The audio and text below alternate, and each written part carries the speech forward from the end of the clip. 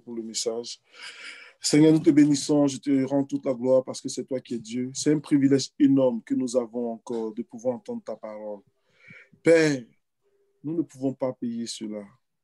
Ce que nous recevons de toi est tellement immense, tellement vrai, tellement grand. Papa, nous ne pouvons que nous réjouir parce que c'est par pure faveur, par pure grâce que tu nous as appelés. Oh, Papa, de différentes parties du monde, à des heures différentes, pour que nous puissions nous mettre ensemble pour élever des prières vers toi. C'est toi seul, Jésus, qui peut faire des choses comme ça. Père éternel, mon Dieu, moi, je bénis ton nom pour ton serviteur qui s'est rendu disponible. Garde-le, soutiens-le, parle à son cœur. Donne-lui des canaux vrais, un canal puissant entre tes mains, un outil utile entre tes mains. Donne-nous qu'allons écouter ta parole, de ne point oublier, mais surtout de pratiquer ce que nous allons entendre. Que toute la gloire te revienne, Seigneur Jésus. Amen. Amen. Toute la place. Amen. Amen. Que le nom du Seigneur soit béni. Vraiment, Amen. que Dieu bénisse chacun pour sa présence. Amen. C'est un sacrifice de donner son temps à Dieu. Amen. Oui, parce que quand nous calculons vraiment le temps que nous avons à passer sur la terre, ce sont des années. Ce sont des années qu'on peut diviser en jours, en minutes, et en heures et en secondes. Et dans ces heures de notre vie, nous les dédions à Dieu, c'est un sacrifice. Et que le nom du Seigneur soit béni, que le Seigneur voie vraiment l'effort de chacun, les sacrifices de chacun, et que les bénédictions qui vont avec cela soient le partage de chacun de nous au nom de Jésus-Christ. Amen. Amen. Voilà, donc mon thème de ce soir, c'est de la mort à la vie. Voilà, de la mort à la vie, ou bien la mort qui produit la vie. Voilà. Et nous allons prendre notre texte dans Romains chapitre 12, du verset 1 au verset 2. Et je vais lire dans la version Le Semeur. Je vous invite donc, frères, à cause de cette immense bonté de Dieu, à lui offrir votre corps comme un sacrifice vivant, saint et qui plaise à Dieu. Ce sera là de votre part un culte spirituel.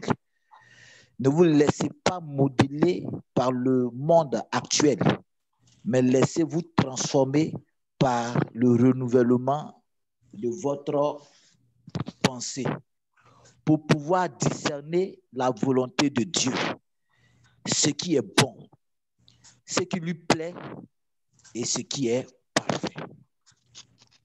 Amen. Amen.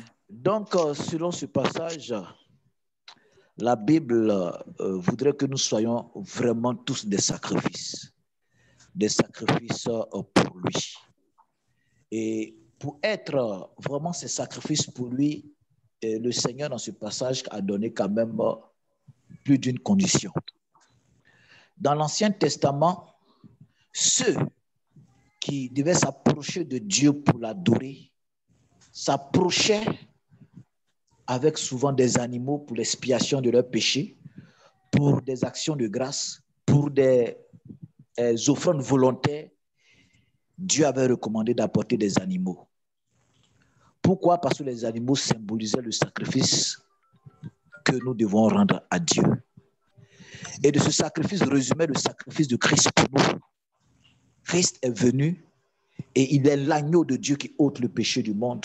Il est le sacrifice de Dieu qui efface nos péchés et qui nous donne le salut. Pourquoi de la mort à la vie? Parce que si Christ n'était pas mort, nous n'aurions pas la vie. C'est à cause de la mort de Christ qu'aujourd'hui, toi et moi, nous avons la vie. Et le texte que nous venons de lire nous dit d'offrir notre corps comme un sacrifice vivant. Si nous voulons nous attarder sur le mot sacrifice,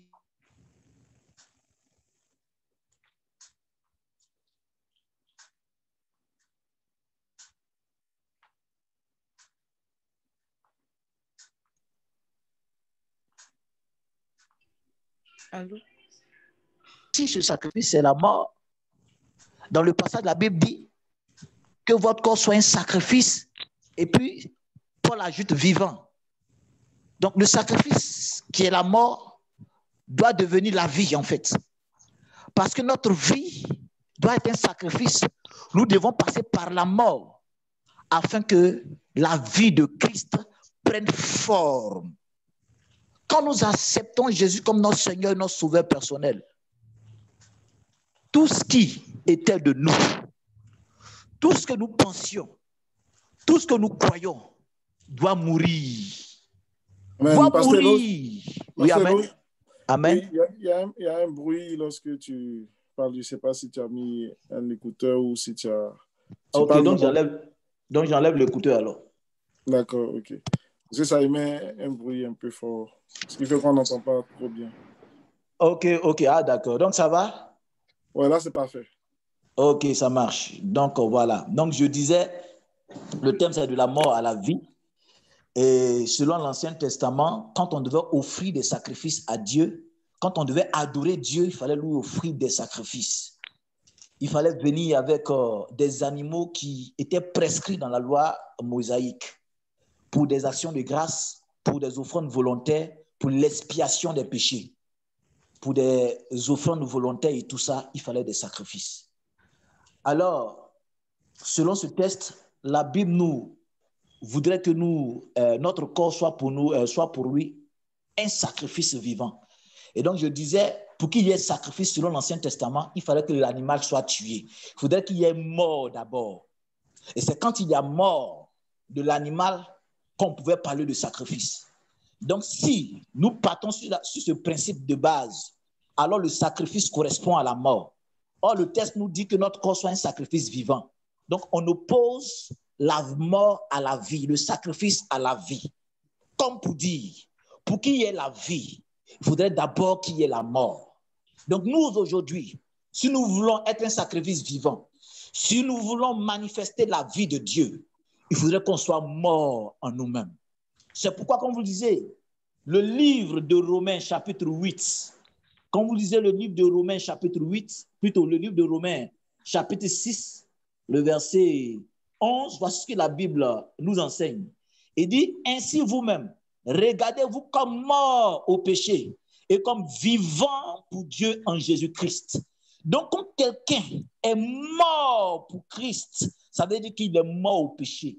Il ne réagit plus au péché. Il ne vit plus dans le péché. Il ne pratique plus le péché. Il peut tomber dans le péché, mais il ne vit plus dans le péché. Il peut tomber dans le péché parce que le juste tombe 7 fois, il se relève, mais il ne prend pas plaisir à vivre dans le péché. Quand l'enfant de Dieu tombe dans le péché, il a des regrets, il se répand et il ne continue plus de pécher. Donc, pour que nous puissions vivre la vie de Dieu, il faudrait que nous constatons la mort de nous-mêmes en réalité.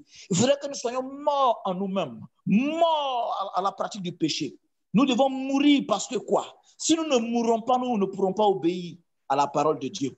Pour que nous puissions expérimenter la vie de Dieu, il faudrait que la mort intervienne, c'est-à-dire la séparation de certaines choses, l'abandon de certaines choses, le renoncement de certaines choses, pour pouvoir obéir à Dieu. Parce que la mort doit produire la vie en nous. C'est pourquoi dans Jean 12, le verset 25, Jésus dit, si le grain de blé tombe en terre et ne meurt, il ne peut pas produire du fruit. Donc, pour que le blé puisse produire son fruit, il faudrait qu'au préalable, il meure d'abord, afin qu'il y ait la vie. Est-ce qu'aujourd'hui, je suis mort? Est-ce qu'aujourd'hui, tu es mort? Mort à nos principes, mort à nos raisonnements, mort à nos manières de penser, mort à nos coutumes, mort à nos manières de voir les choses, mort à nos manières de comprendre la parole de Dieu, mort dans nos agissements. Est-ce que nous sommes morts? Nous devons mourir pour comprendre la pensée de Dieu. Nous devons mourir pour comprendre qu'est-ce que Dieu veut. Et pour que cette mort intervienne, le verset 2 nous dit ceci. Ne vous laissez pas modeler par le monde actuel, mais laissez-vous transformer par le renouvellement de votre pensée pour pouvoir discerner la volonté de Dieu, ce qui est bon, ce qui lui plaît et ce qui est parfait. Donc, pour que mon corps, pour que ma vie soit un sacrifice qui plaise à Dieu, la Bible dit, ça commence d'abord à l'intérieur de moi. Pour qu'il y ait la mort, il faudrait que mes pensées soient renouvelées. Il faudrait que ma manière de penser change. Ma manière de voir les choses change. Il faudrait que j'ai la pensée d'abord de Dieu. Si je n'ai pas la pensée de Dieu, je risque de faire un sacrifice selon les hommes et non un sacrifice selon Dieu. C'est pourquoi dans 1 Corinthiens 2, le verset 16, la Bible nous dit que nous avons la pensée de Christ. Donc pour offrir un sacrifice à Dieu, sinon pour vivre la vie de Dieu, il faudrait que nous soyons renouvelés.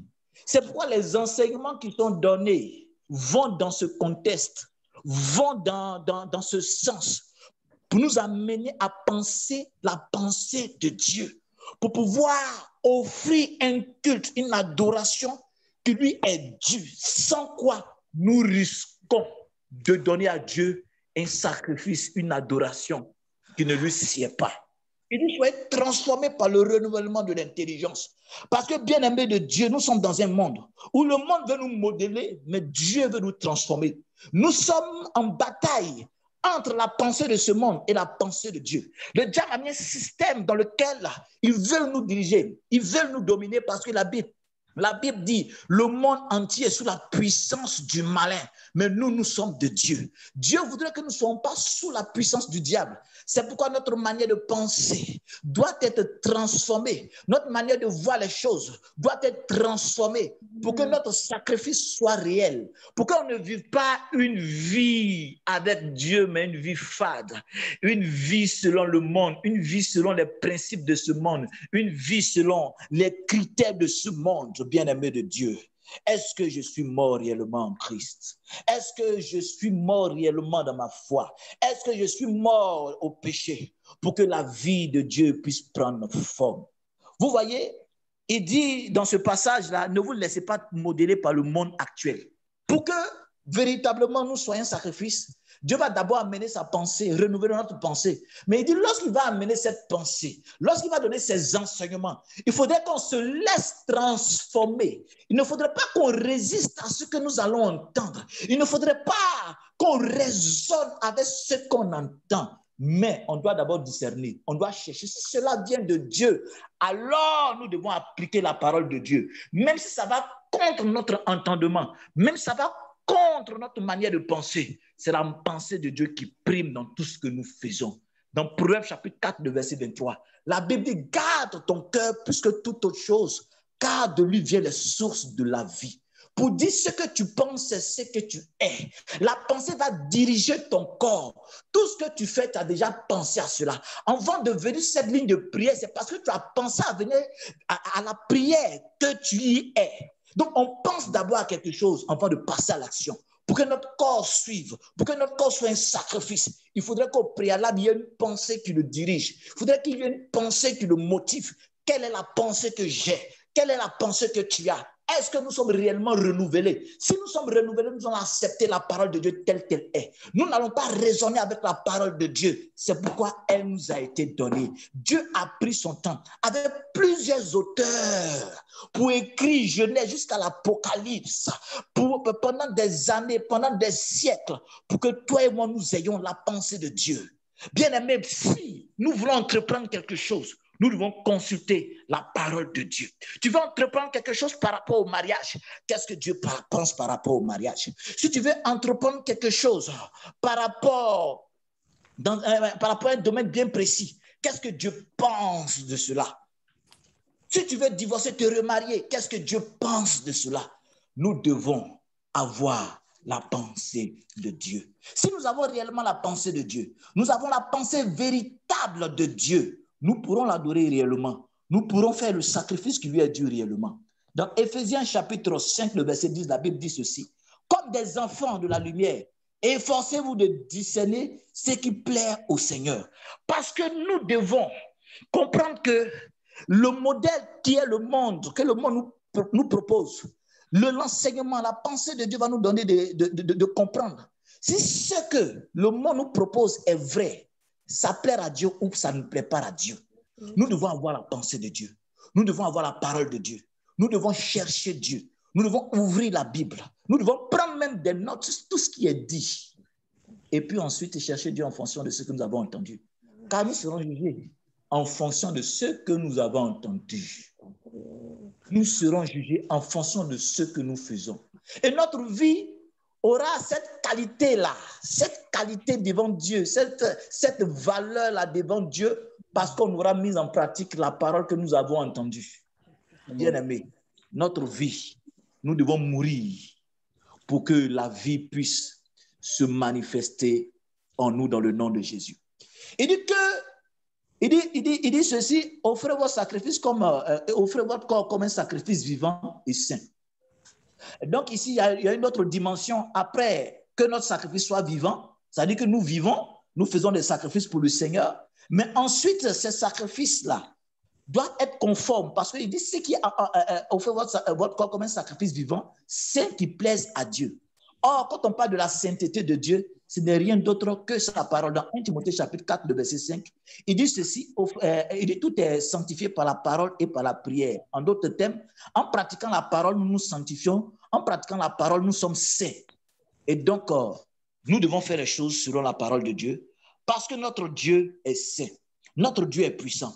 Et maintenant, vous savez, dans l'ancienne alliance, il y avait des sacrifices vraiment qui étaient saints, qui étaient dédiés à Dieu, qui étaient faits selon les instructions de Dieu. Mais souvenez-vous aussi qu'il y avait des sacrifices qui étaient conformes, non pas à Dieu, mais à des démons. Il y a des sacrifices qui étaient faits à d'autres esprits. On le voit dans l'Ancien Testament, où des rois donnaient leurs enfants, faisaient passer leurs enfants par le feu. C'était des sacrifices, mais c'était des sacrifices à des démons. Bien-aimés de Dieu, comprends cette chose. Ce que nous ne sacrifions pas à Dieu, on le sacrifie à des démons. Ce que tu ne donnes pas à Dieu, tu le donnes forcément à des démons. Ne pensons pas que lorsque nous n'obéissons pas à Dieu, nous n'obéissons pas aussi à Satan. Si nous ne sommes pas en train d'obéir à Dieu, frère, nous serons en train d'obéir à Satan. Regardez, dans 1 Corinthiens, chapitre 10, le verset 20, permettez-moi de vous faire la lecture.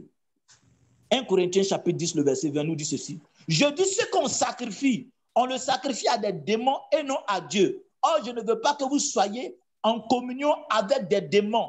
Non, il y a des sacrifices. Il dit ce qu'on ne sacrifie pas à Dieu, on le sacrifie à des démons. Il y a des gens qui font de grands sacrifices pour eux-mêmes parce qu'ils cherchent la gloire de ce monde. Mais ils ne font pas de sacrifice pour Dieu. Bien-aimés, ce que nous n'offrons pas à Dieu, forcément, nous l'offrons à des démons. Ce que nous disons qui n'honorent pas Dieu, honore forcément le diable. Bien-aimés, on est entre deux mondes.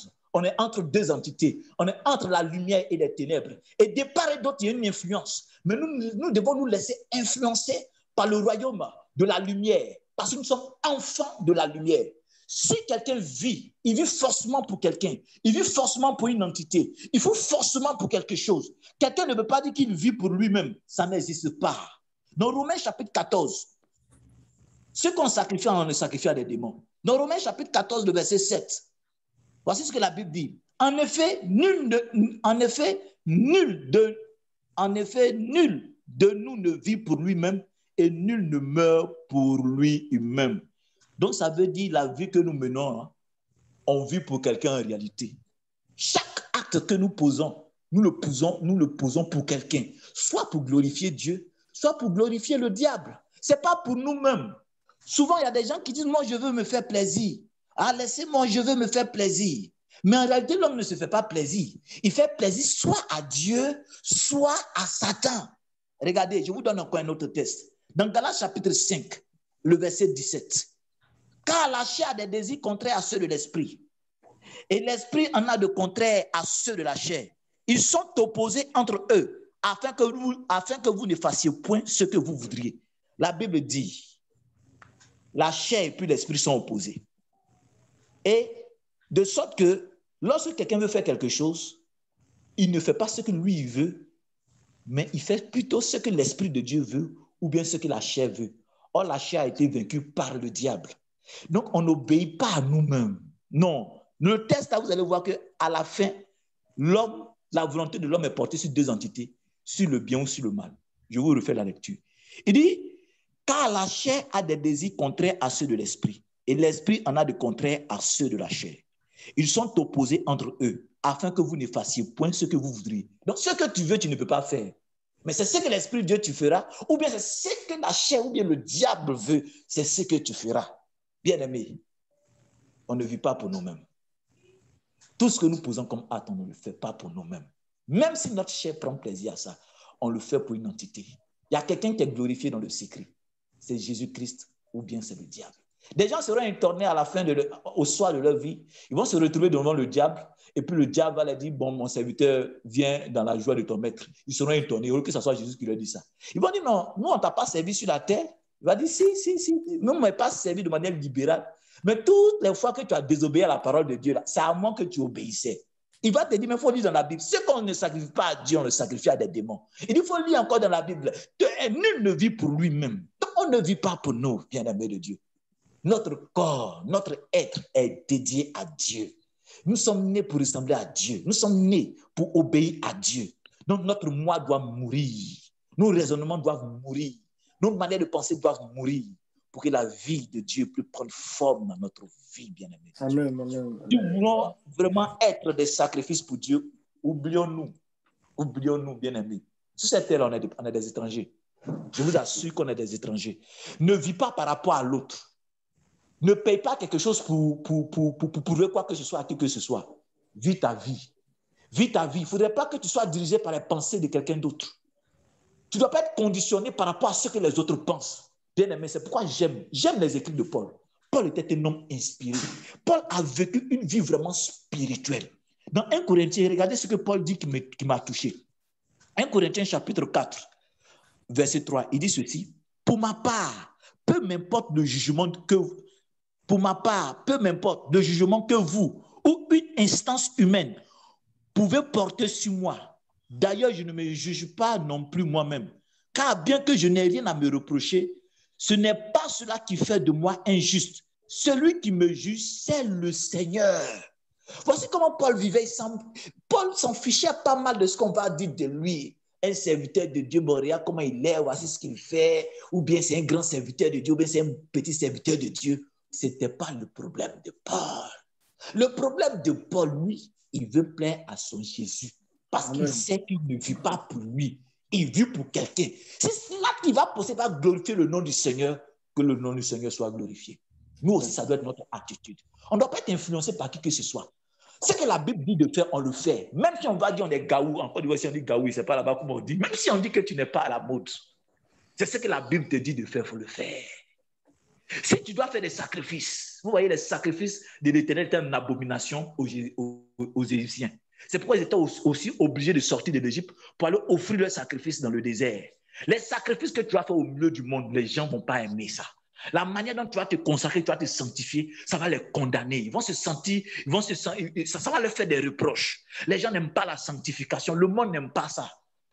Comment toi, tu es dans ce monde et puis tu ne fais pas comme tout le monde, on va te reprendre. On va te reprendre. On va te dire, mais tu n'es pas normal. Dieu, là, c'est vrai, nous tous, on connaît Dieu. Mais toi, ta manière de faire, là, tu exagères. Ce que tu prêches, là, tu exagères. Ce que tu dis, là, tu exagères. Bien-aimé, la pensée de Dieu n'est pas la pensée de l'homme.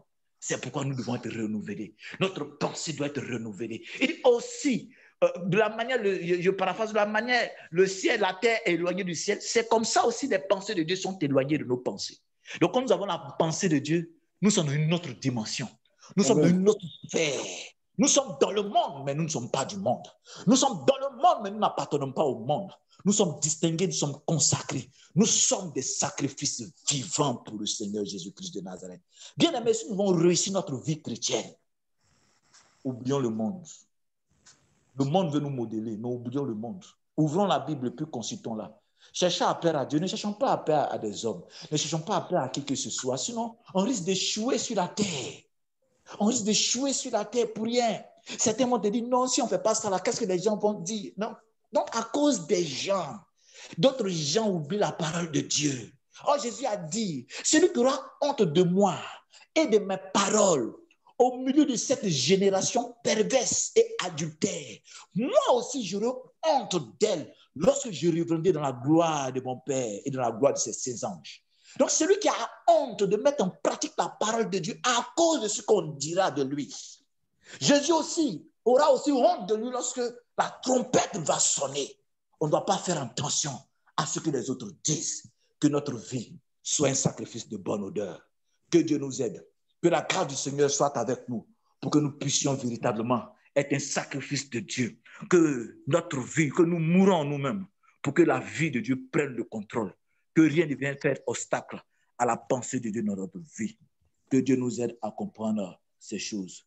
Que Dieu vous bénisse au nom de Jésus-Christ. Amen. Amen, amen, amen. Amen. Amen. Amen.